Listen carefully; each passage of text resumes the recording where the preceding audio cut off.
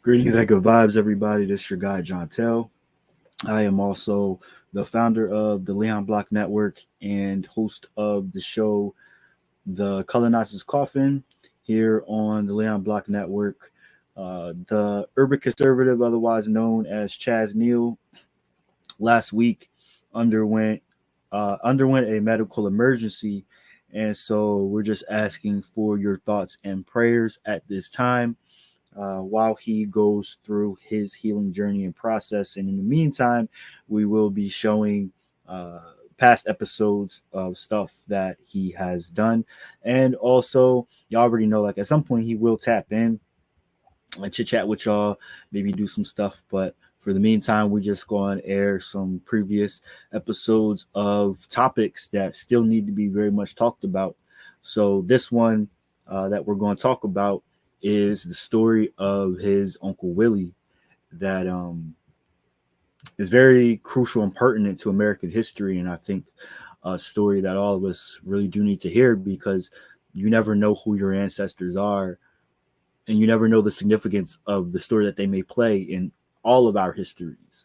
So we're going to go ahead and get into this episode, but I just wanted to provide some context for people that are seeing restreams and not knowing where the urban conservative is.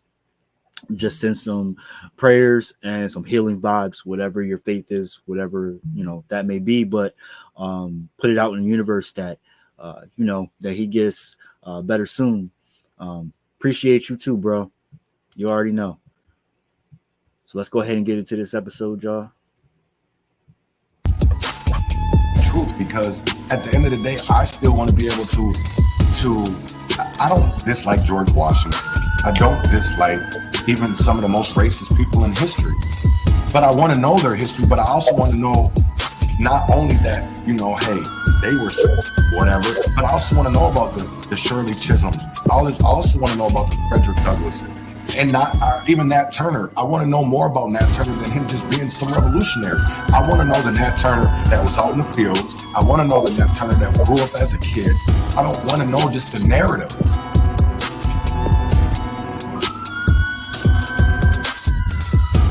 Tuned in, star begin sir. Tuned in, star begin sir. Tuned in, star begin sir. Tuned in, star begin sir.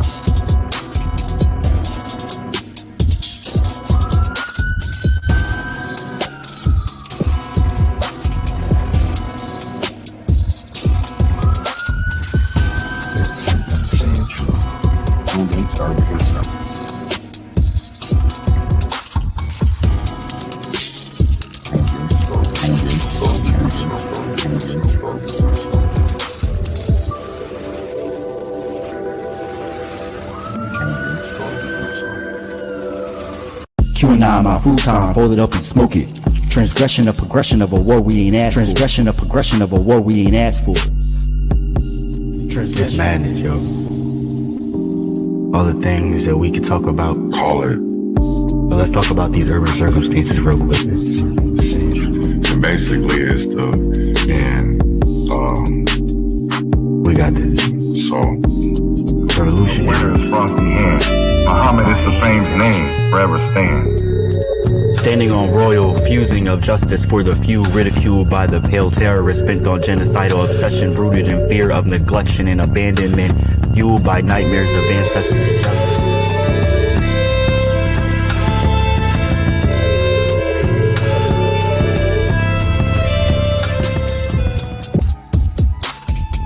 Truth, because at the end of the day, I still want to be able to I don't dislike George Washington. The kind of friends I think all friends should be like my friends. My friends are the kind of friends I think everyone needs. My friends see the things at times I don't see. My friends hate the police.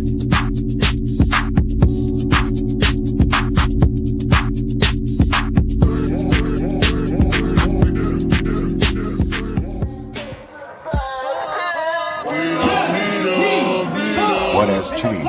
Are deemed the criminals, and the blacks are deemed the criminals. Shut up and help. Reflection ain't nothing but the inner child trying to see you. You gonna look? You gonna pick up that book? Lord, keep me far from the faint, guide me through night and day. Teach me your ways, show me the righteous way to sway. Lord, can you teach me, please? Show me the way, I'd say.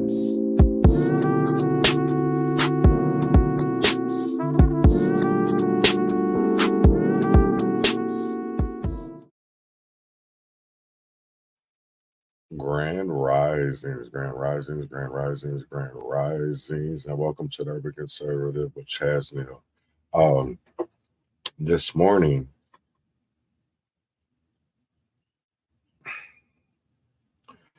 I'm going to talk about my uncle again, Willie Francis, and because I think his story is important, and I think it's, just like Emmett Till's story is important, just like George Floyd's story, Dante Wright's, Amir Locke's, Rodney King's, so many other people before us, ancestors, family members, people, community members, our ancestors, right?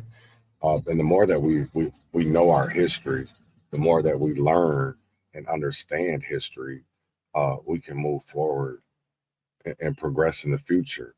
But I don't see that happening because I see us continually doing the same cycles over and over and over and over and over and over and over again. And it's like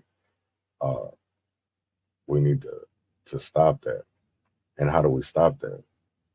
Education, right? So that we can understand what's going on. So let's get into this. I wanted to just talk about some things that have happened over the last 24 hours in Minnesota. I am based in Minnesota, so I do talk about things that are going on in America, but I talk about primarily Minnesota.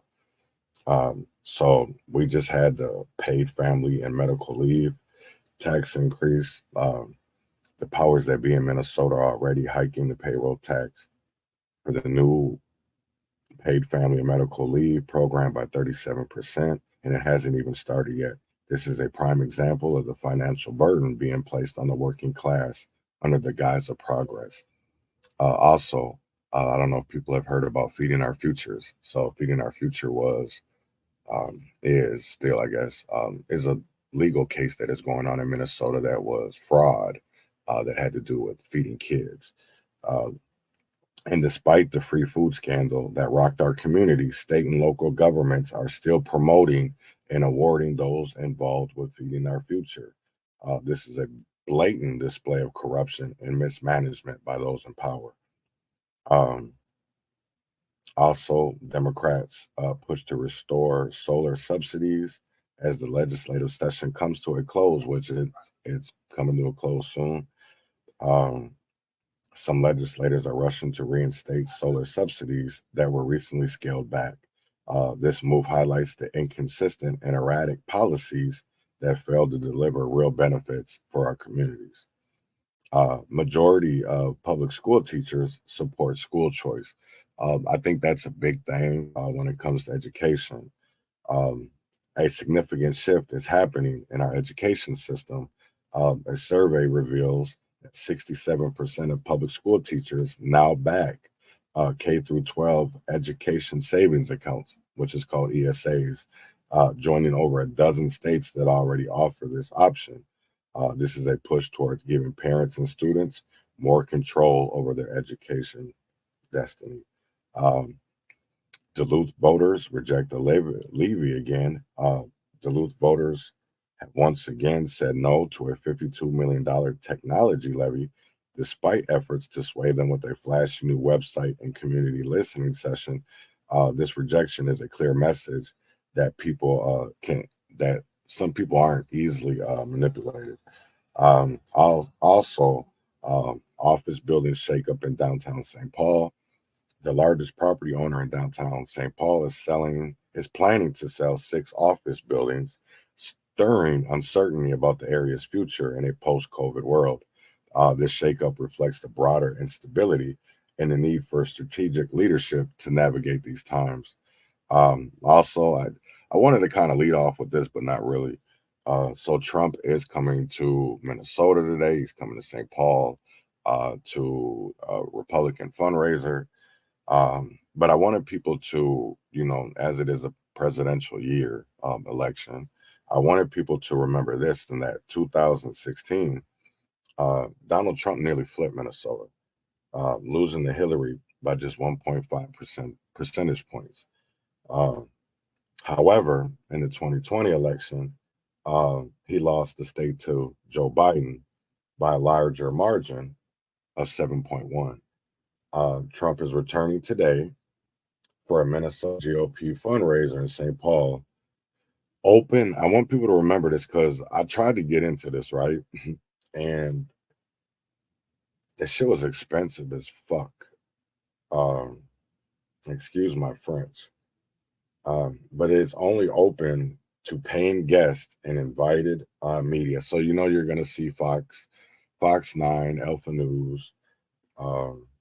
Whether this visit is a tactic to divert Democratic resources or a real effort to win the state, really only honestly Trump's campaign can say. What's clear is the stark urban-rural divide in Minnesota, a state with vast political and social differences. Because we do have a lot of political and social differences here when it comes to, let's say, inner city, rural, bigger areas, and then we have like rural areas where they think a little bit differently than we do. Their policies are different.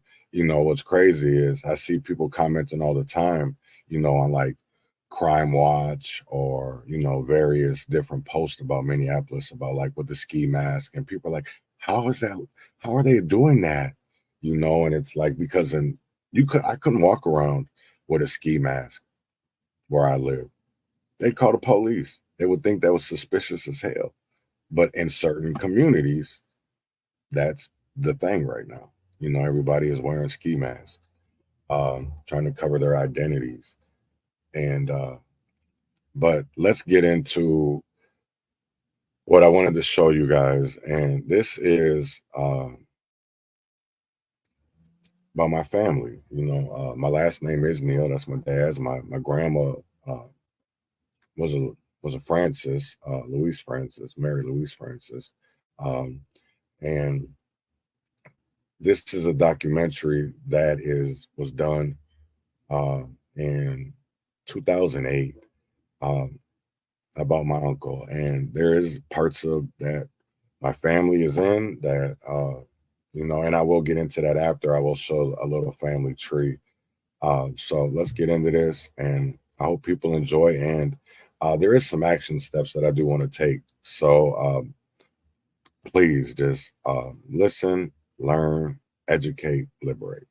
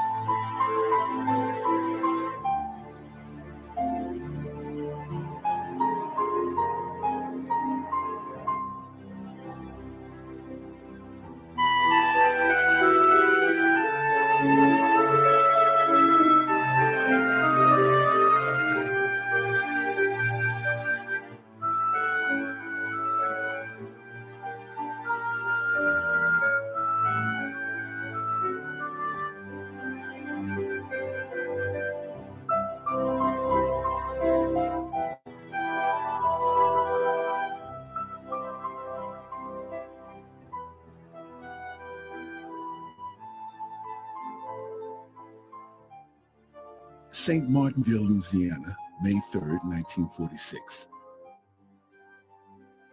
Louisiana doesn't execute condemned prisoners at the state penitentiary, It sends the electric chair and a portable generator to the parish where the prisoner was convicted. This day is on the top floor of the St. Martin Parish Jail to execute Willie Francis, who was convicted of killing the chief of police's brother. Willie is the youngest of 15 children. His father is a farmhand who earns $9 a week. Willie has never been in trouble before this. Willie climbs the stairs to the execution room, followed by the sheriff. He knew he'd be scared, so he spent the last week walking down the hall of the jail. He didn't want to embarrass his family by having his legs fail him on his last walk. No one has told him what to do, so he walks to the electric chair and begins to sit down. They're not quite ready, so the sheriff brings him to a holding cell across the hall. Minutes later, the sheriff tells Willie, it's time. Willie walks to the chair alone and sits down. This time, no one stops him. He's strapped in, and his parish priest gives him a last blessing. The sheriff asks if he has any last words. Willie opens his mouth, but he's so scared that the words won't come out. He finally just shakes his head to say no. A black hood is placed over Willie's eyes. The gauges on the generator show that it's built up to a maximum of 2,500 volts. The executioner, a sarcastic voice, says, "Goodbye, Willie." As the current surges, Willie's thin 150-pound body bucks so hard against the restraining straps that the 300-pound electric chair jumps off the floor and turns a quarter of the way around. The electricity is finally turned off, but something is wrong. Very, very wrong. All the witnesses can see that Willie is still breathing. The executioner bellows, "We'll give him another one." The electricity flows again, and Willie bucks hard against the straps again. The witnesses say they could see Willie's face puff up when the electricity hit him. After the current has run longer than it did the first time, Willie screams, "Take it off, take it off, I can't breathe." The executioner yells back, "You're not supposed to breathe." Willie screams, "I am not dying." Finally, the electricity is turned off. When the sheriff removes the hood, he finds Willie's terrified eyes staring at him. The coroner examines Willie quickly, but there's not a mark on him. Everyone is stunned. No one can believe what they're seeing. As the sheriff escorts Willie back to the holding cell, the executioner says, "I'll get you the next time if I have to use a rock." The sheriff asks Willie if he wants anything, but Willie says no thank you. He'd just like to rest. Willie was only 16 years old. And what, in essence, do we have? And then with Willie Francis, to be 16, to be in the hands of these men, all white men, any pictures you see of executions in those days when they had the portable electric chair, it's all white men standing around carrying out the execution of this young black man. He was totally powerless in their hands. And so what recourse did he have? They thought of him as disposable human waste.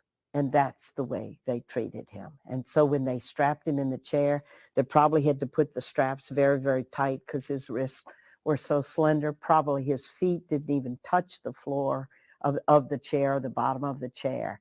And they thought nothing of this because in their minds, they've already turned a switch. And it's what makes the execution of human beings possible. They turned the switch. He's not a human being the way we are. No one knows what to do. This has never happened anywhere in the United States. The sheriff calls Governor Jimmy Davis. Please don't take my sunshine away. Yes, sir, folks, I want to tell you something and tell you for sure. You know, there's not much that old sunshine won't cure. So when you're down and you're feeling kind of low, just walk right out in its golden glow. Try not to worry and don't ever whine. Yes, my good friends, All you got to do is just take a little bit, just a spoonful. But good old-timey sunshine. One more time, the legislative choir. You are my sunshine, my only sunshine. You make me happy. Governor Jimmy Davis, a former country singer who is famous for his song, You Are My Sunshine. The governor doesn't know what to do, so he calls the state attorney general. They decide that Willie should be executed again. Although the situation is unique and confusing, one thing is clear to the politicians. They should wait a week before trying again. They feel it would seem cruel to try a third time on the same day. Willie was put in the chair. And I'll tell you, we all was out there praying, and the Lord answered our prayer. And I'll tell you that his daddy left from the courthouse, and he made it back, and everybody was wondering what had happened. And he was hollering that Willie made it. They didn't kill him. Everybody my age would always remember that.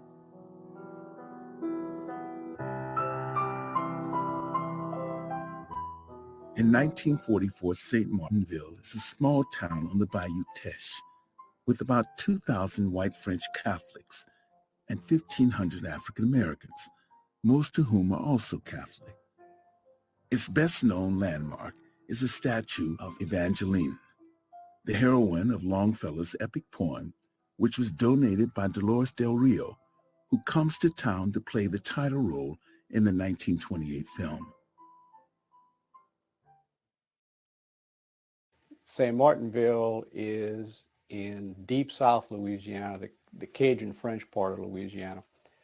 Louisiana is different from other southern states in a lot of ways, but probably the biggest difference is that unlike the other southern states, the white Anglo-Saxon Protestants are in the minority in Louisiana because we're really like three states. You have New Orleans way over there on the east, and that's a big Irish, Sicilian, Italian, Jewish, urban setting, and that's different from the rest of the state, which is really rural. You have North Louisiana, which is your typical southern white Anglo-Saxon Protestants, and then you have a third of the population down in South Louisiana where St. Martinville is, and that's all French Catholic. If you had gone into a barbershop or a grocery store in St. Martinville in the 1940s, the predominant language you would have heard was French. There was nobody who didn't speak French.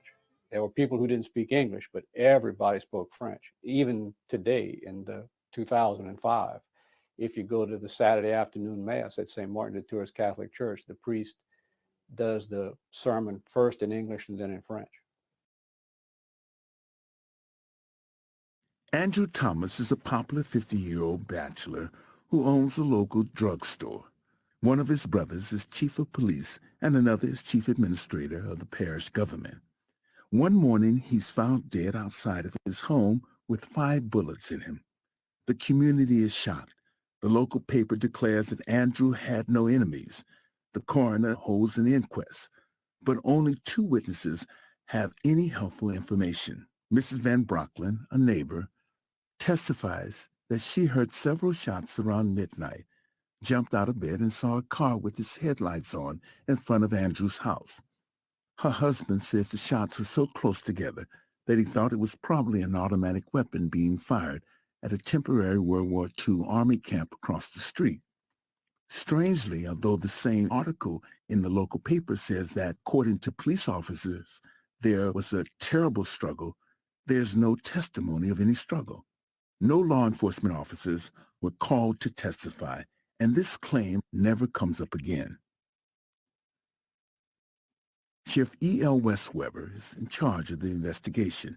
He has no formal law enforcement training, but that was not unusual for sheriffs anywhere in 1944.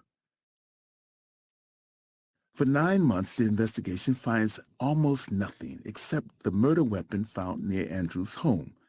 The sheriff identifies the pistol as belonging to one of his deputies, but says it was stolen out of the deputy's car a month or so before the murder.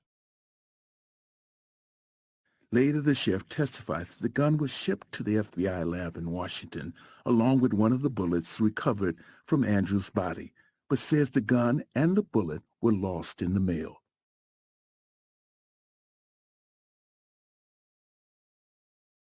"9 months after the murder, a strange chain of events leads to the arrest of 16-year-old Willie Francis.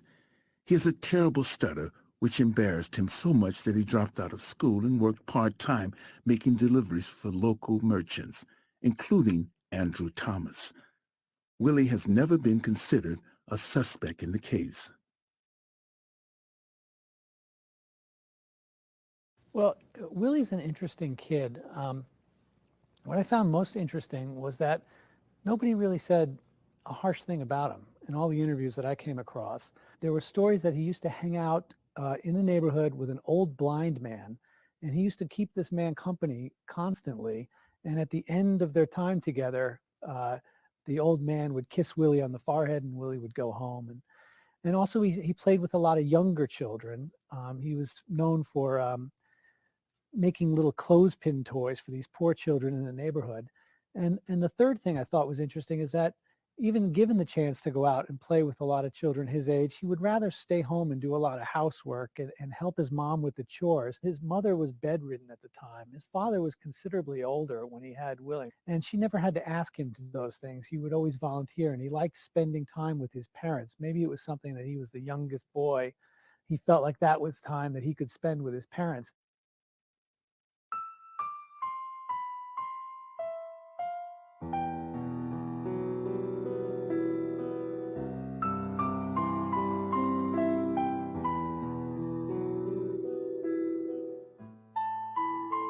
"9 months after the murder, Willie is in Port Arthur, Texas, visiting an older sister. The police are waiting at the train station to arrest a drug courier. It chases a suspect who runs away carrying a suitcase, and the suspect escapes, throwing the suitcase away. Willie is sitting nearby watching the trains pass, and the suitcase lands near him. The police can't catch the suspect, so they arrest Willie.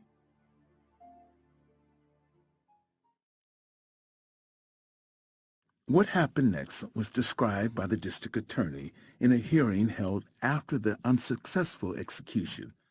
The DA said that the Port Arthur police chief had been in St. Martinville 2 weeks earlier, and Sheriff Restweber had told him about the Andrew Thomas murder. The sheriff told the police chief that if he ever caught anyone from St. Martinville in Port Arthur, he should arrest him because the sheriff, in the DA's words, had been unable to arrest the right man. The DA said after only being questioned for 2 or 3 minutes, Willie volunteered that he had killed Andrew Thomas. Less than a week later, Willie is arraigned in court in St. Martinville and pleads not guilty. He has no attorney, so 2 prominent attorneys from nearby towns are appointed to represent him. Without consulting with Willie, they immediately moved to change Willie's plea from not guilty to guilty, but the judge doesn't allow it. It was the last motion the attorneys ever made in the entire case. The judge sets the case for trial in a week, and the lawyers don't object. They don't request a change of venue despite the fact that the local paper has just run a headline declaring Willie to be the murderer. The trial begins 6 days later. Willie's appointed lawyers make no opening statement, don't ask a single question of any witness, and never make an objection. When the prosecution rests after introducing Willie's confession, the defense rests without calling a single witness. They don't call Miss Van Brocklin to testify about the car in front of Andrew's home with the lights on when they heard the shots. That evidence is significant because no one in Willie's home owns a car, and Willie can't drive. I know that Willie was not guilty of that. Willie was not guilty of that murder. There was never no evidence that Willie did that. Never. Never. There was a gun that was found at the murder scene. It wasn't Willie's gun. Willie never owned a gun. You know, it was later identified it was somebody else's gun, but it was stolen. Now, where Willie gonna steal a gun? Willie couldn't fire a gun. You know, the shot that was fired nowhere in the world. Even the neighbors testified that there was 2 white males that ran from that scene.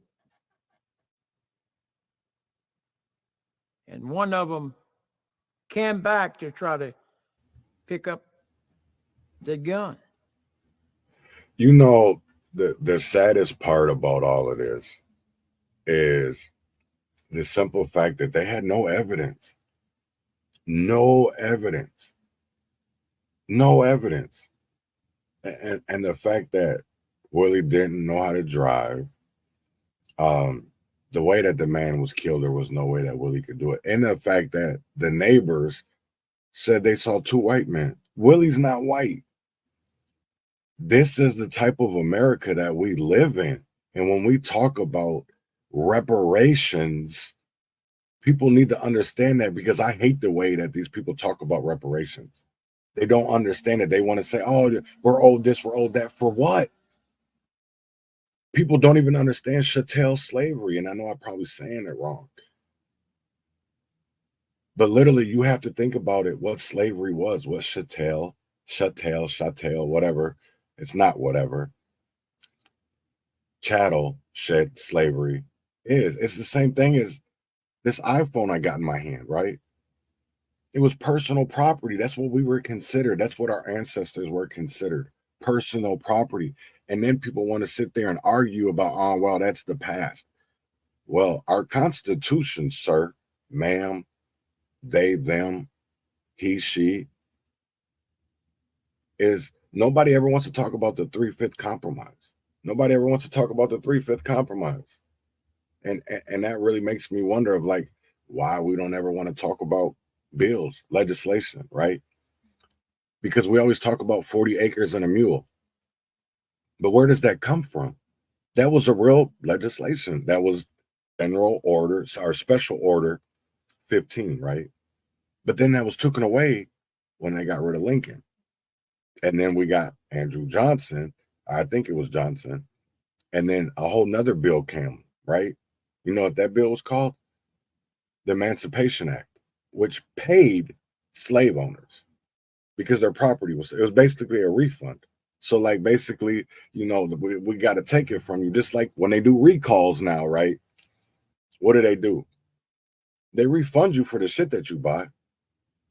If it's fucked, right? If they have to take it away because of some legislation, or they pay you, right? Am I right or am I wrong? It's the same thing.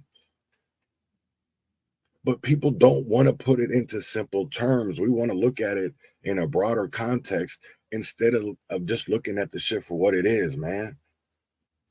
That's what I say, and people just don't understand that. But let's get back to Willie Francis must die again. And this is my family. This is my great uncle.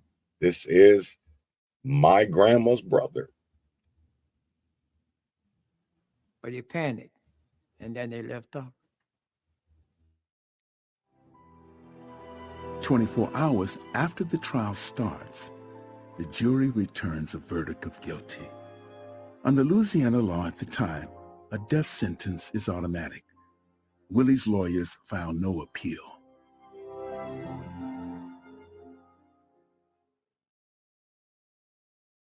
And also the whole issue that only poor people are selected for the death penalty. It is so blatant at this point. When you look at, we've executed almost 1,000 people since we put the death penalty back in '76. Virtually all of them are poor. And what that means structurally about why we can't get to the truth at trial is getting to truth at trial is based on an adversarial system. Defense presents, prosecution presents. And if you're poor and you have defense attorneys appointed to you who do nothing, The bad thing for the whole system, including the jurors, is you can't get the truth. Jurors do their best with what they get, but it's distorted. Some things are hidden, and they don't know the truth. So then they're asked to play God and go behind closed doors and decide if a fellow human being lives or dies. It is inevitable that wrong decisions will be made because you don't have that adversarial way of coming to truth, because poor people do not get good defense. Truth on their side can't be. Yo, and what's crazy is she brings up a very great point, because I'll tell you right now, our judicial system is not about justice. It's not about truth. It's not about transparency, right?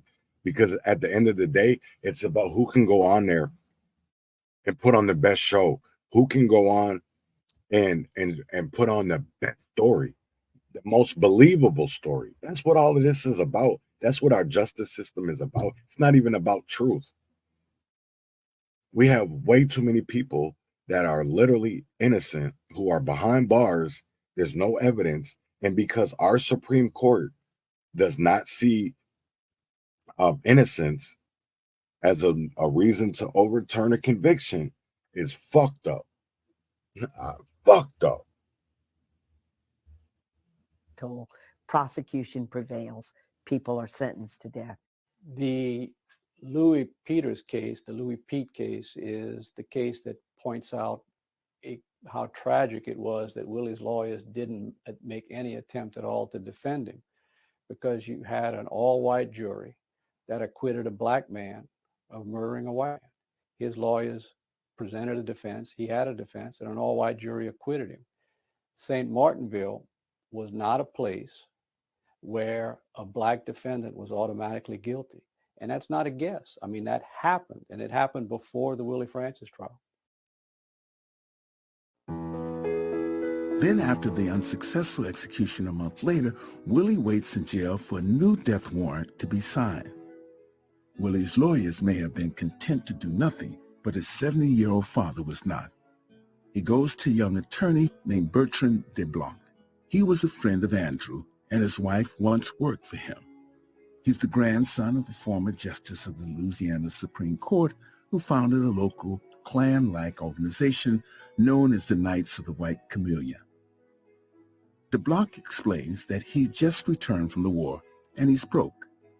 He has a wife and 3 young kids and is struggling to start a new law practice. He can't afford to work for free. Willie's father sits quietly and cries. DeBlanc knows there's nothing in this case for him. A loss hurts his reputation and a win alienates the white community. And in the South in 1946, they are 99% of his potential clients.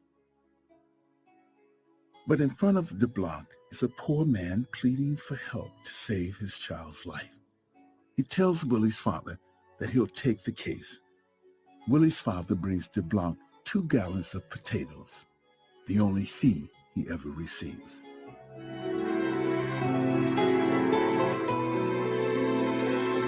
The next execution is scheduled in 3 days. DeBlanc ran to the Louisiana Supreme Court and got a 30-day delay. DeBlanc is realistic. If he was going to get any relief, it wouldn't be in Louisiana. He hoped that the extremely unusual facts would move the U.S. Supreme Court to hear the case. But DeBlanc has no money to travel to Washington, has never handled a murder case, and never appealed a case to the Supreme Court. To overcome these disadvantages, he enlists the help of a young Louisiana attorney working in Washington named J. Skelly Wright. There's no automatic appeal to the Supreme Court. It will only take an appeal if 4 of the 9 justices vote to allow the appeal, and it takes less than 10% of the cases that apply. But DeBlanc and Wright felt they had a good chance because there was a widely held belief that the state was only allowed one bite at the apple when it came to the executions, and a failed execution, which had never happened with an electric chair, was seen as a divine sign that the prisoner was innocent. And the reaction to the failed execution had been enormous. What's crazy about that is, was that a sign of God? And yet they still didn't even, they still went against God's wishes, right? If that was a sign from God of showing that Willie was innocent, right? Because that was the only thing that was literally going to stop anything, right? It would have to been an act of God. And they still went and executed him, right? When, even though that's literally what we call, what is that? Double jeopardy, right? I want people to understand this because we've been dealing with this shit for way too long, man. And I literally, you know, I see all of these panels and these events and these galas for, you know, the wrongfully convicted. Fuck these galas and these events. Let's get them out. Let's get them out, because we can do fundraisers. Let's make legislation, right? Let's correct the wrongs of the past. That's what legislation is supposed to be about. It's supposed to be about correction. It's supposed to be about, that's the one crazy thing, right? Because, you know, affirmative action, that they stole that. It was supposed to be corrective action, not affirmative, corrective. We move so backwards and we get so excited over verbiage without action. See, that's the whole crazy thing, right? And that's why I say we go wrong, because we never want to read the fine print. We get so excited about hearing, oh, yay. But then when you actually read it, we be getting fucked. And because we think that's the lesser of the two evils, because everything that is done in the dark is coming to light. Everything. And yet people still want to act blind to it. Stop. That's not going to get us anywhere. It's not going to get us anywhere. And I'm going to talk about something else after the documentary is over with, because it brings up a great point, because everybody wants to talk about Martin and Malcolm. Well, I'm going to talk about them after the documentary. Virtually every major U.S. newspaper carried the story, along with many around the world. The response was unanimous, from newspaper editorials to Walter Winchell to Father Flink in a boy's town. There were thousands of requests to spare Willie's life. A California woman sent a telegram offering to let her disabled husband take Willie's place in the electric chair. Another woman wrote to tell Willie that she felt terrible about his situation, but if he was going to be executed, would he please leave his eyes to her blind brother? Willie was touched by the request and asked DeBlanc to prepare a will for him so he could leave his eyes to the blind man. But Willie's aging mother found out, and it upset her so much that Willie had to write and apologize. He had to cancel the bequest because he couldn't stand.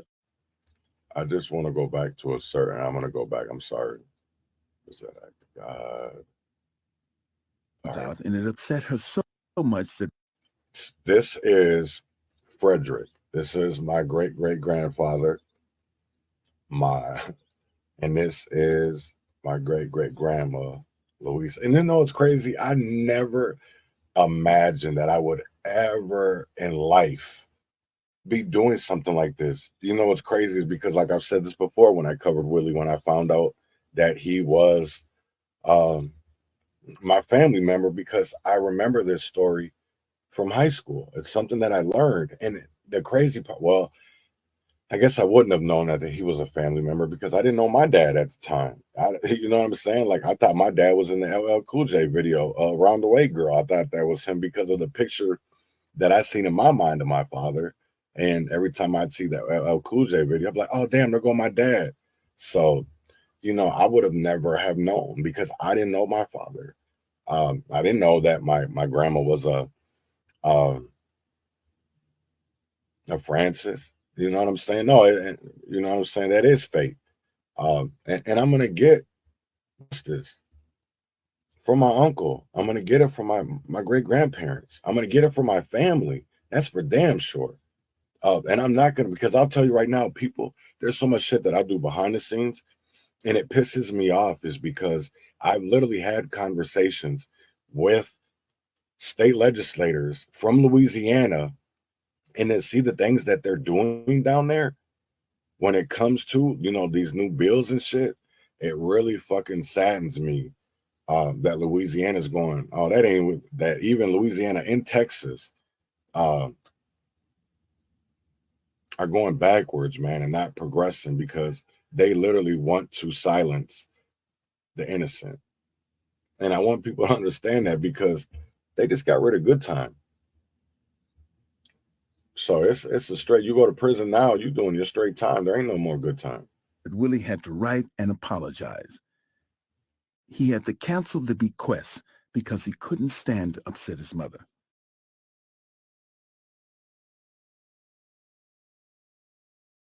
On May 10, 1946, the Supreme Court voted on whether to hear Willie's appeal.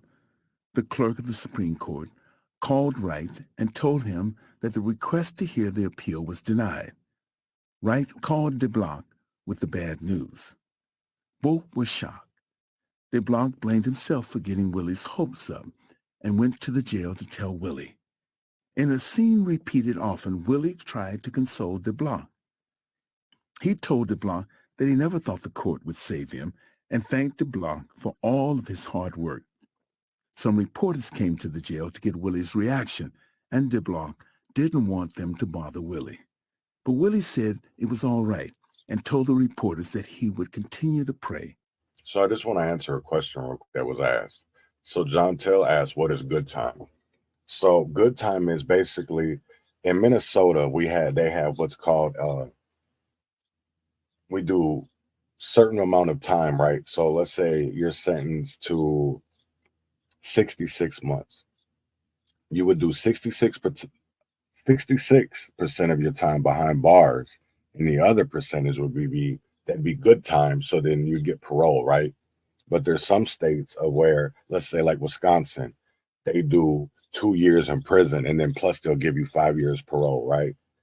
Every state is different, and you get different type of good time. It used to be 35% of your time that you did in Texas. So, but for them to take that good time away, it makes it harder for people to get out. Yeah, yeah. So it's fucked though. In another strange twist in this case, the next day, a panicked Supreme Court clerk called Louisiana Governor Jimmy Davis. The clerk's office had made a huge mistake. The court had agreed to hear the appeal. When DeBlanc got the news, he raced to the jail to tell Willie. For the third time, the teenager had to prepare to go back to the lecture chair, only to get a reprieve. Now DeBlanc and Wright had to decide on which legal arguments to emphasize in this brief. DeBlanc and Wright argued that Willie's lawyers had done nothing at trial and that Willie had not truly had any representation. They also argued double jeopardy. To try to execute Willie again would be punishing him twice for the same crime. Their strongest position, however, was the Eighth Amendment, which prohibits cruel and unusual punishment. The court had previously ruled that the Eighth Amendment only applied in federal court trials, not in state trials. Despite this, Willie's lawyers felt that they had two very strong points in Willie's favor. Willie's case was extremely unusual, and it certainly seemed cruel to put a teenager through something so gruesome as an execution twice. Well, you know, the title of my book is Dead Man Walking, and I got that from Albert Camus, who wrote in France in 1957, called Reflections on the Guillotine. And his point was that by the time a person is brought to their death, they have died inside mentally. They have been through the death 1,000 times in their nightmares, in their imagination, in their dreams. And so inside, they begin to die. I'm sure inside, young Willie must have thought, I don't have a chance. I don't have a chance. It's going to kill me. Then he has to try to deal with death. He has to try to deal inside his young mind with what they're doing to him and how it's going to hurt his mom and his daddy, what it's going to put his mama through. That's the essence of torture, of the death penalty. It's mental torture. People count the hours. They count the last days. They count their last time they speak with their mother and their family. All of that is part of the torture. On November 8, 1946, Willie's case came up for argument in the Supreme Court of the United States. Because he was more experienced, J. Skelly Wright handled the arguments. After the arguments were finished, there was no way to tell which way the justices would vote, or even which way they were leaning. Once the oral argument has finished, the justices disappear behind their velvet curtains, and little is known about the process, which is one thing that's fascinating about the Willie Francis case is through the papers of the justices, we're able to recreate in large part what occurred.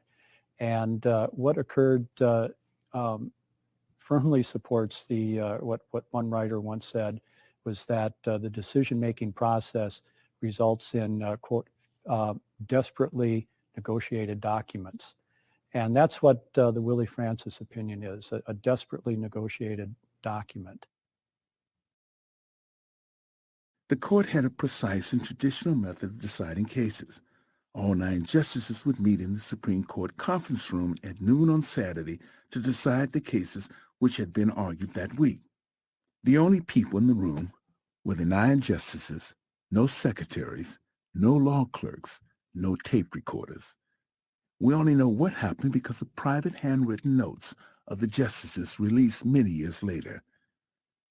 The Chief Justice always leads the discussion and casts the first vote. After discussing Willie's case, Chief Justice Vinson voted to allow another execution. He then went around the table to record the votes of the other justices. Sitting around that table were 3 of the Supreme Court giants of the 20th century. Hugo Black from Alabama, a former KKK member who transformed into the leader of the liberal wing of his court. William O. Douglas, perhaps the greatest defender of individual civil rights to sit on the Supreme Court in the 20th century. And Felix Frankfurter, a former Harvard Law School professor, a founding member of the ACLU, and considered by most, including himself, to be the best legal mind on the court in 1946. Surprisingly, Black voted to allow another execution. So did Douglas, so did Frankfurter. The vote was 6-3 in favor of allowing the state of Louisiana to put Willie Francis in the electric chair again. The Chief Justice assigned Justice Stanley Reed to write the opinion. 3 weeks later, Reed sent the first draft of his opinion to the other 8 justices.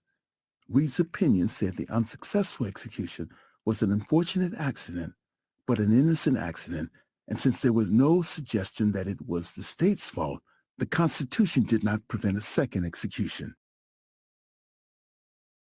Justices Frank Murphy, Harold Burden, and Riley Rutledge were the only 3 no votes.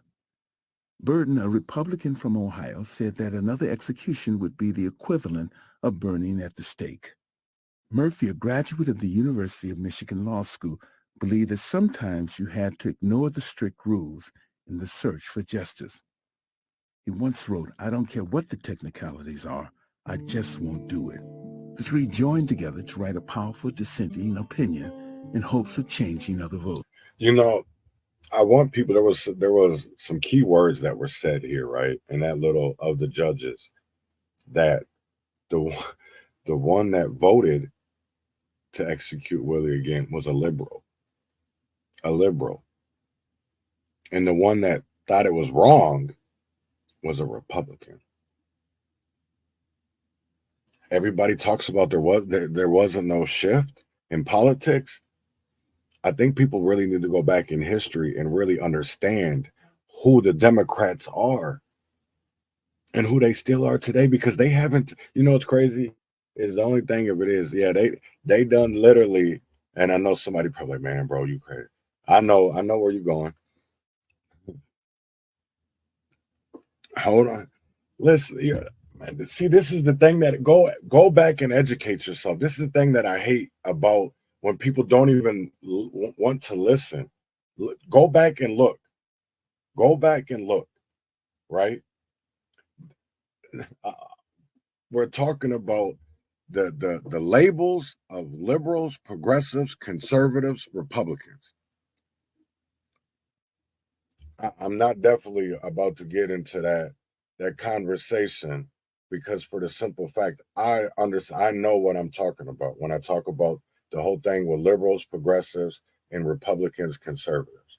There's a whole big difference, and that nobody wants to discuss. It worked. Douglas read the dissenting opinion and then changed his mind. He was voting to reverse. Now it was 5-4. If the dissenters could only get one more vote, Willie could not be executed. Then Justice Robert Jackson decided he could not go along with the majority opinion either. Although he would not vote to reverse, he would write a separate opinion saying that Reed's reasoning was wrong. Next, Hugo Black defected and decided to write his own opinion. Frankfurter also made it quite clear that he could not go along with the majority opinion either. The Chief Justice was staring at a disaster. The court's sensitivity to public criticism was perhaps at its highest level in its history because of the widespread criticism when it ruled that significant portions of FDR's New Deal were unconstitutional. What would be the public outcry if only 2 of the 9 justices could agree on why another execution was legal? So in a case sending an individual back to the electric chair, you only had 2 justices agreeing with themselves for the rationale of the court. You had 3 separate concurring opinions, and you had 4 justices explaining why the poor individual should not go back to the electric chair. So Reed was stuck. You had 2 people joining him, 3 sort of agreeing with the result but going elsewhere, and 4 strongly opposing him. So he had to scramble.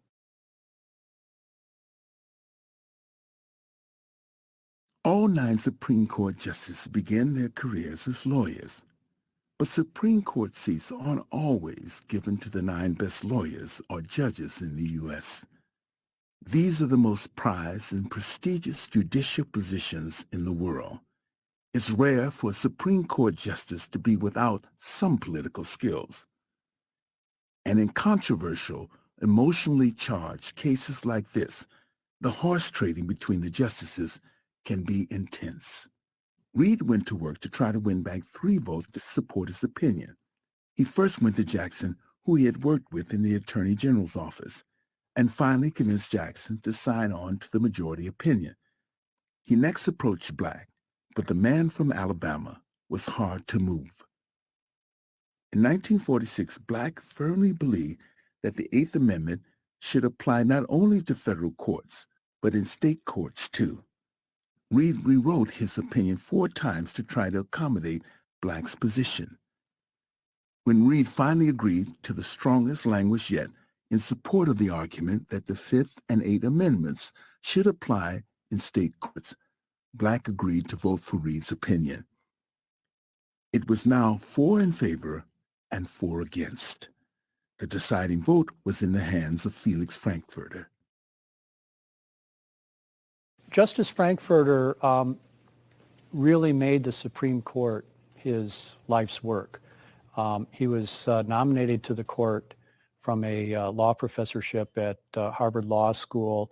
The study of the Supreme Court was really, truly his life's work. So when he was appointed to the court, perhaps no justice has ever been more prepared for his work on the Supreme Court. And he really did view the Supreme Court, much as he said in a famous saying, that he watched over it much as a mother would watch over a feverish child. On June 13, 1947, the opinion was announced. Quote, "So far as we are aware, This case is without precedent in any court. Our minds rebel against permitting the same sovereignty to punish and accuse twice for the same offense. The traditional humanity of modern Anglo-American law forbids the infliction of unnecessary pain in the execution of the death sentence, unquote. And that language came from the 4 justices who voted to allow another execution. The 4 dissenting justices were outraged at the prospect of another execution. They said, quote, shocked the most fundamental instincts of man, unquote, and that it was the modern equivalent of burning at the stake. Justice Burton said it was the state's responsibility to get it right, and any second chance would be cruel and unusual. It was all up to Frankfurter. He said he did not personally approve of capital punishment. He said he personally would commute Willie's sentence to life in prison. However, Frankfurter said that he must put his personal feelings aside because, in his opinion, since it was an, quote, innocent accident, unquote, the Constitution did not prevent another execution. Willie got the bad news on his 18th birthday.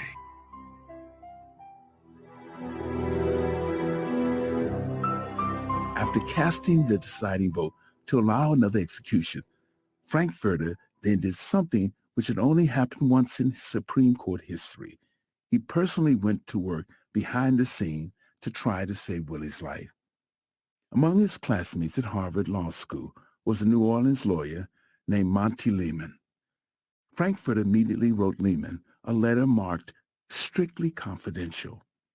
He told Lehman that Willie's case weighed heavily on his conscience, and he asked Lehman to use all his influence to get Willie's sentence commuted to life in prison. One of the most extraordinary stories related to the Willie Francis case is Justice Frankfurter's extrajudicial machinations. The Willie Francis decision came out in early January of 1947. Justice Frankfurter sends a letter dated February 3rd, 1947, to a Harvard Law School classmate by the name of Monty Lehman, who is a very prominent lawyer in the state of Louisiana, a very prominent member of the Louisiana Bar, entreating him to act on behalf of Willie Francis and send a letter on behalf of Willie Francis to the State Pardon Board. In all my years as a lawyer, I've never heard of a situation where a judge, much less a justice, the United States Supreme Court, effectively goes behind the backs of his colleagues to effectively overturn a court decision. And making the actions of Justice Frankfurter even more extraordinary is the fact that he could have provided the 5th vote for Willie Francis not to go back to the electric chair for a second time. Lehman started immediately. James Simon, the judge who presided at Willie's trial, had been a student in a course Lehman taught at Tulane Law School. Under Louisiana law, Willie's death sentence could only be changed to life in prison on the recommendation of the Pardon Board, and Simon had one of the 3 votes on the board. Lehman wrote to Simon and pleaded with him to commute Willie's sentence and sent a copy of the letter to Frankfurter. Frankfurter gave copies to all 9 men on the Supreme Court, which certainly indicates that the entire court continued to follow Willie's fate. The Pardon Board agreed to give Willie a rehearing. Just before the hearing, Louis Cyr, a good friend of DeBlanc's, stopped by to commiserate with him about Willie. Later, though, in April of 47, Bertrand DeBlanc was working in his law office, and a local city official stopped by his office and asked Bertrand DeBlanc what he was working on. And Bertrand DeBlanc said, well, I'm working on the Willie Francis case. And the local official said, yeah, that's really a shame what happened there. And Bertrand said, yes, it was. It really is a tragedy. It looks like he's going to go back a second time. And the local official said, well, yeah, that's bad. But what I'm talking about is it's horrible what happened the first time, which was, the fact that the two electrocutioners were drunk. Bertrand DeBlanc says, what? He goes, yeah, somebody told me that they attended the electrocution, and both the guard and the inmate were drunk. And Bertrand DeBlanc was stunned. Turns out what happened was Captain Effie Foster, who's a guard up in Angola, and a trustee, Vincent Venetia, who has been an inmate his whole life, these two gentlemen were given the task to go out to St. Martinville and set up the chair and execute Willie. Now, normally this was never done. The warden would go along with a chief electrocutioner, and there would be a professional, I guess you'd call him executioner. His name was Grady Jarrett. He traveled all around the state, and he was known for being very friendly with the prisoners, very professional, and nothing ever went wrong. Well, none of these people were there. So here you have the inmate and the trustee out on their own. They're away from Angola. They decide we don't have to do anything to do until the morning. Let's go hit the bars of New Iberia. So they went past places like the Jungle Club, the Tesh Club. They finally ended up in a place called the Green Lantern, which is right off West Main Street. And it was owned by a man named George Etty, who later signed the affidavit saying, I saw these guys. They were drinking. They were inviting some of my patrons over to the execution in the morning. They were talking loud and laughing. They stayed all night. And later on, early that morning, they had to be up at 8 in the morning to perform this execution. And another townsperson in St. Martinville, Ignace Doucette, he says he saw them passing a flask back and forth between each other. It was so hot.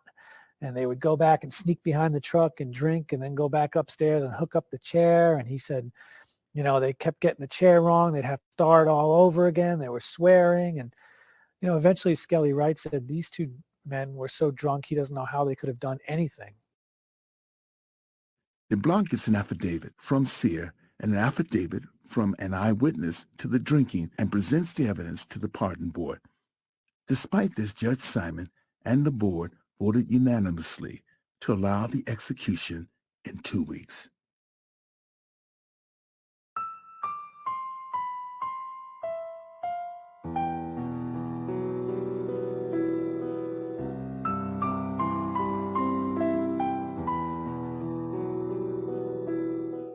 Time was running out. Even though his total fee had only been 2 gallons of potatoes, DeBlanc borrowed money from his sister and flew to Washington to file a petition for habeas corpus with the U.S. Supreme Court. All of the Supreme Court justices had assumed the first execution went wrong because of some innocent accident. Surely they would stop the execution with this new evidence. The Supreme Court refused to stop it, but purely on procedural grounds. The court said it was limited by the Constitution to hearing appeals and could not grant habeas corpus, but it took the extraordinary step of telling DeBlanc and Wright that a federal district court in Louisiana certainly could grant such a petition. But then it was interesting. Chief Justice Vincent went on to say, given the grave allegations that are made here, this case is dismissed without prejudice for refiling with the proper tribunals, which was a very strong hint by the Supreme Court that this is very serious. Refile with the state courts or the federal district court and get this case back up to us. It's very, very unusual for the Supreme Court to make this sort of comment about, given the grave allegations at issue here. It really, truly was virtually an invitation that this matter continue onward. DeBlanc raced back to Louisiana. On the plane, he wrote the necessary paperwork to file with the district court. On the morning of the scheduled execution, he visited Willie on the way to the federal courthouse to tell him what happened in Washington and that he was on his way to federal court to stop the execution. Willie told DeBlanc not to do it. He told DeBlanc that they were going to kill him no matter what, and he couldn't put his parents through more hopeless delays.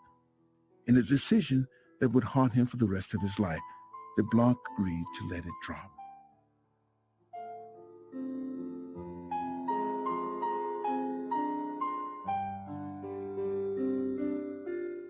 Before the next execution, Willie once again practiced walking up and down the hall in the jail. "I have to die like a man," Willie said. He was the only person alive who knew what a horror he was facing, but he did not want the fear to cause his legs to go out, because that would embarrass his family. See that last bit of dignity for legs to hold him up, like young Willie, asking for permission to just walk so that his legs would be under him when he goes to take this walk. Sometimes I put myself in the position of these young people, or anyone really, to be executed. I don't know that my legs would hold me up if I would be told, for whatever reasons. All the legalities disappear. Everything disappears. This is a moment of your death. You're a human being. And I would be wondering if my legs could hold me up, knowing that if I were to walk across this room, and when I go through this door, I've left my family, everything I know on this earth, and that I'm going to be killed. And to walk to your death knowingly, and then to allow yourself then to be killed, I can't even imagine what that is. Willie's favorite food in the world was fried chicken, but his family was so poor that he only had it for Christmas dinner. Willie ordered fried chicken for his last meal, but as he was served, he realized it was Friday. As a Catholic, Willie would not eat meat on Friday. The block offered to get the cook to fry catfish for Willie, but Willie said no. He didn't want to put the cook through any extra trouble. On May 9th, 1948, Willie Francis should have been in his last month of high school. Instead, he was being strapped in an electric chair for the second time in his young life. He saw Sidney Dubois, a kind, gentle local barber, who the sheriff had asked to be one of the official witnesses. Willie asked Dubois about his 6-year-old son, little Sid. Willie said, "You take care of that boy, you hear?" Dubois answered, "I will, Willie, I will."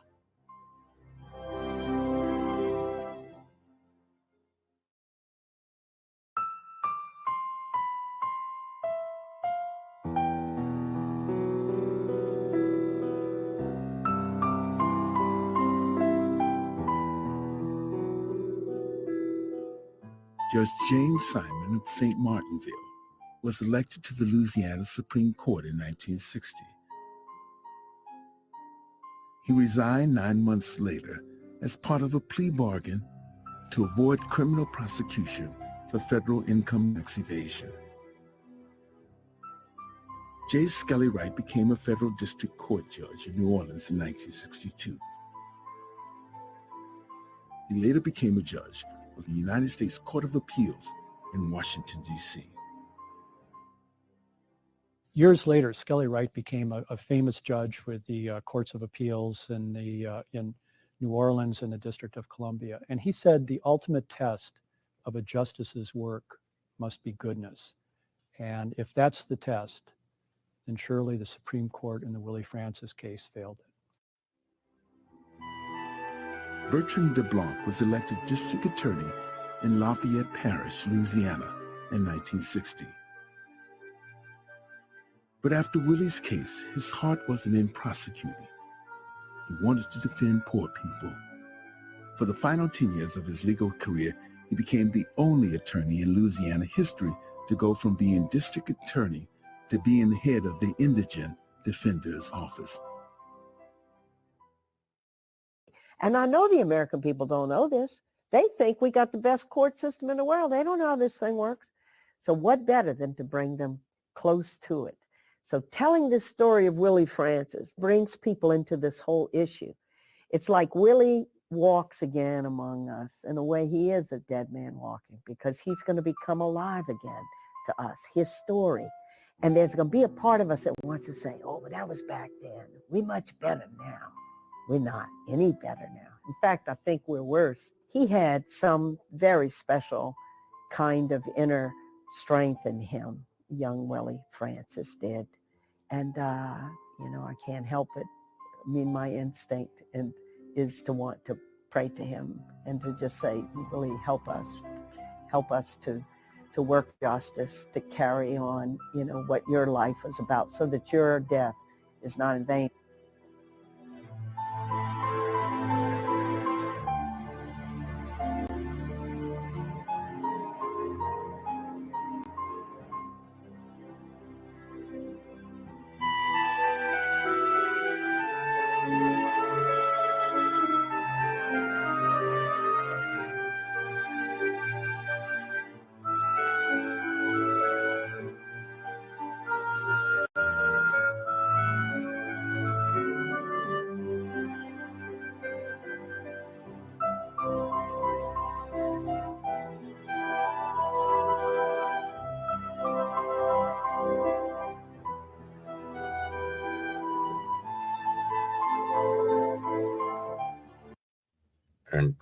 Incredible.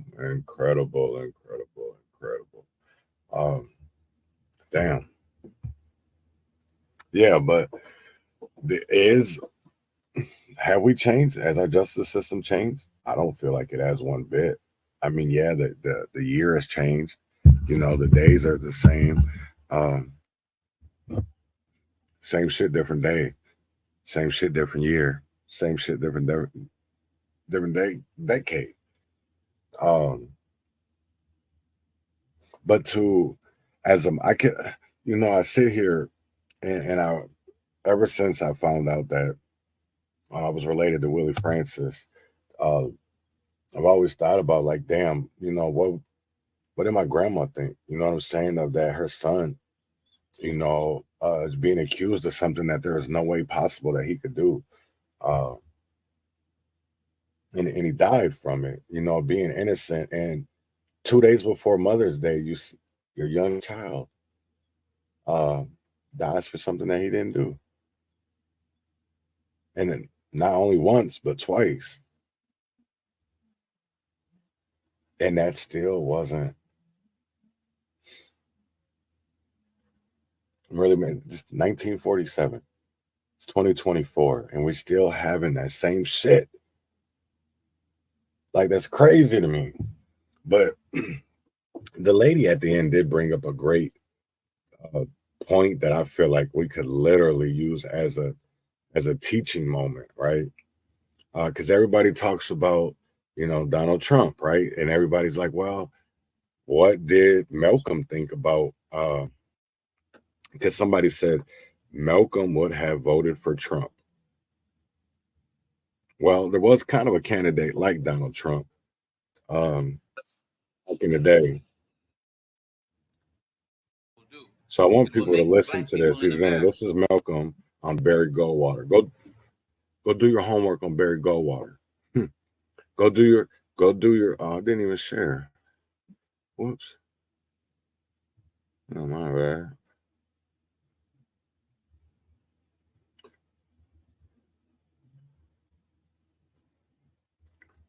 Yeah, so if you don't know who Barry Goldwater is, go do your homework on Barry Goldwater. Kind of similar, wasn't a political guy. A lot of comparisons to Donald Trump in ways because of the way that he is. Barry, I guess, was what you see is what you get, right? Wasn't really political, but he brings up some great points in this, and I just want people to listen. All right. Well, if Goldwater ever becomes president, one thing his presence in the White House will do, it will make black people in America have to face up to facts, probably for the first time in many, many years. And this in itself is good, in that Goldwater is a man who's not capable of hiding his racist tendencies, and at the same time, he's not capable of even pretending to Negroes that he's their friend. So this will have a tendency to make the Negro, probably for the first time, do something to stand on his own feet and solve his own problem, instead of putting himself in a position to be misled, misused, exploited by the whites who pose as liberals only for the purpose of getting the support of the Negro. So in one sense, Goldwater's coming in will awaken the Negro, and it will probably awaken the entire world, more so than the world has been awakened since Hitler. So there's a lot that I agree with this, and what I I want to discuss is I want to show y'all something because so for me, change Goldwater to Trump. Malcolm's words keep ringing true. Goldwater took the L, Trump took the W, and now it's time to really look at the race game in America, right? Because we are in an election year. And that's why I say go do your homework on Barry Goldwater and see the similarities. See the similarities. See the similarities. See the similarities, right? Because what if there's another L? We know how he took the last one. You know what I'm saying? History repeats itself because we always hear about that. Oh, it was just a preview. It was just a what's to come. So January 6th was the preview, right? Of just like 9/11 was supposed to be so-called preview or something. So what are we supposed to see? What are we supposed to see? Open your eyes, people. Open your eyes. Because our ancestors are speaking to us. And very fluently, too. They're speaking to us. From the grave. They're speaking to us. And a lot of Negroes are probably scared. They don't understand it. But there's a lot of Negroes that get it. But there's some, stop being scared. Stop being scared. That's the one thing. That's all I'm asking people, because at the end of the day, what are you scared of? What are you scared of? Or do you just want to keep on living so you can go to the strip club? You can listen to Sexy Red, or you can go to the Megan Thee Stallion. You can become a hottie.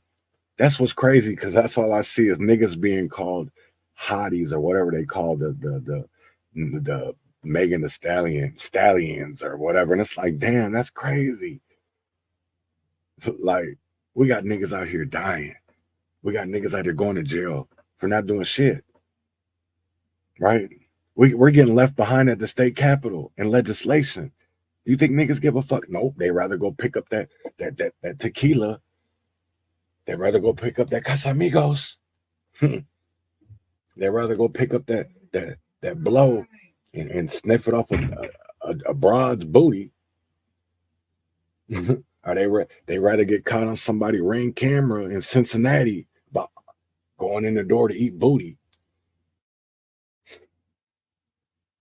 Are they out here fraudulently scamming money from the community, all under the guise of nonprofits? Y'all ain't ready for these conversations because something is coming. And I don't know how much more I can educate y'all. We're going to continually talking about the past, because that's what this is about. Because we can't understand where we're going if we don't understand the past, right? Because the past is the key to the future, right? It's our passport. We have to understand history. And if we don't, we're not going to go anywhere but run in circles. That's why what's crazy to me is everybody wants to bring up, talking about, oh, Kendrick Lamar this or Kendrick Lamar that. Nigga, listen, if y'all keep on bringing these niggas up as activists, they're not activists. They get paid to do what they do to make y'all feel good. That's what's crazy. Everybody talking, bumping Kendrick Lamar, they not like us. No, nigga, y'all ain't like us. Fuck you mean? Fuck you mean? I get blocked by so many FBA, so-called FBA niggas and so-called ADOS. But where y'all niggas be at? You don't be boots on the ground. Y'all be too busy snorting cocaine or getting caught on getting your chick mad and she bust y'all smoking that glass dick in your mouth. That's why I really don't fuck with a lot of people, man. Because niggas be so fake.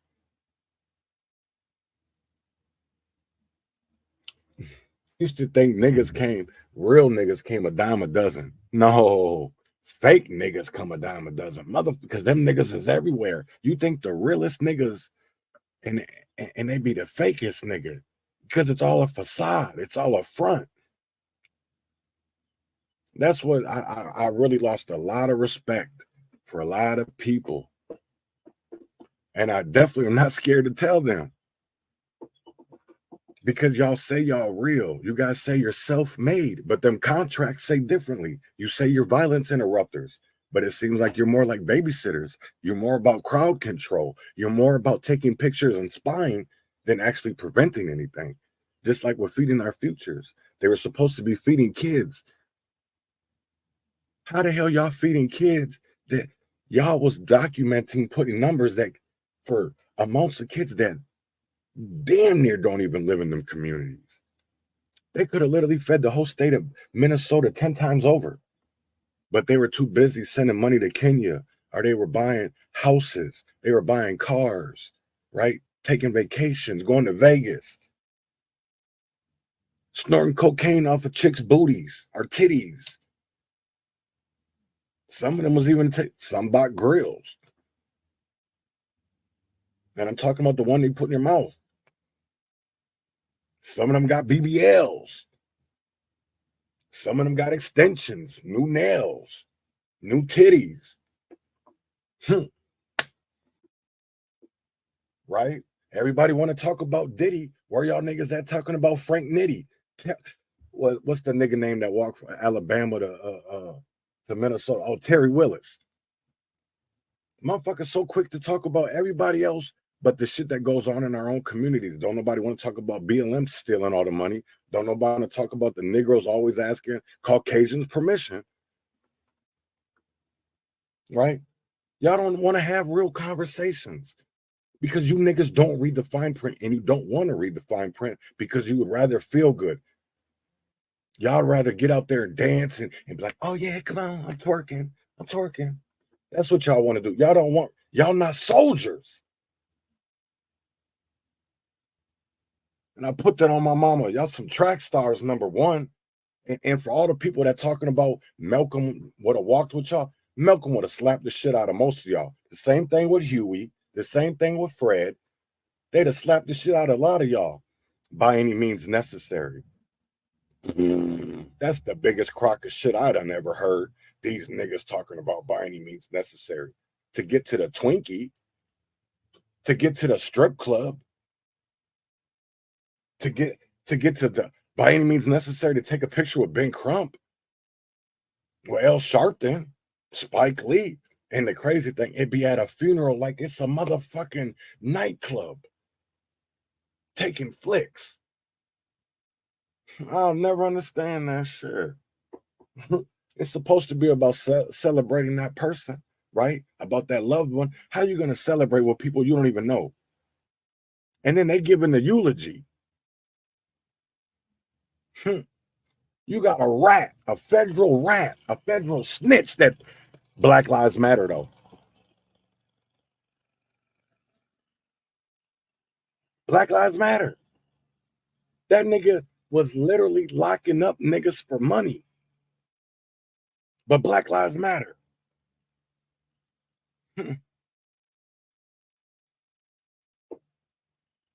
Black Lives Matter. That's just trademarked. They get paid off of that shit.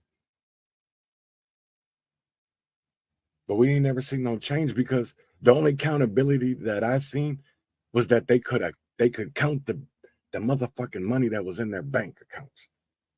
It wasn't about accountability out in these streets. It wasn't about holding these police accountable.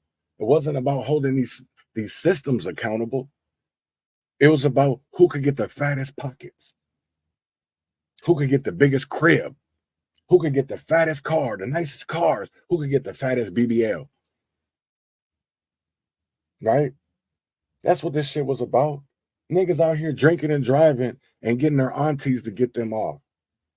Former police, when their aunts are former police officers. Right? Or you got people like the Senate Bobby Hope champion. I'm telling you, I'm going to make these niggas come at me because I know my words will hurt them. But see, they words, the only thing that's going to hurt me, their words can't hurt me because I live in my truth. You can bring up my past from high school. You can bring up that I'm a registered sex offender. You could bring up that I spit on police officers and took a deal. You can say whatever the fuck you want. But I know it's not going to get me mad enough to hit you because I'm going to laugh in your face. But I know the words I say is going to make you want to hit me. And then when you do hit me, Bobby, I'm going to smash your bitch ass. All up and down North Minneapolis.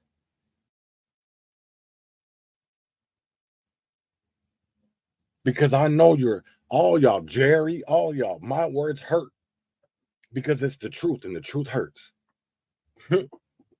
So with that being said, man, I hope everybody has a great Friday. I know I'm about to enjoy mine. Timberwolves won last night by 45. We go back to Denver. So we're going back to motherfucking Denver for game 7. Just like 20 years ago when we beat Sacramento, we're going to do the same motherfucking thing. So all you haters, all you dick riders, gonna be bandwagoners now because Anthony Edwards is the next Michael Jordan. I think he's gonna be better than Mike. He already better than Mike if you compare their first couple of years together in the leagues. So with that being said, man, win or fail, freedom or jail, heaven or hell, wish me well. Y'all have a great one.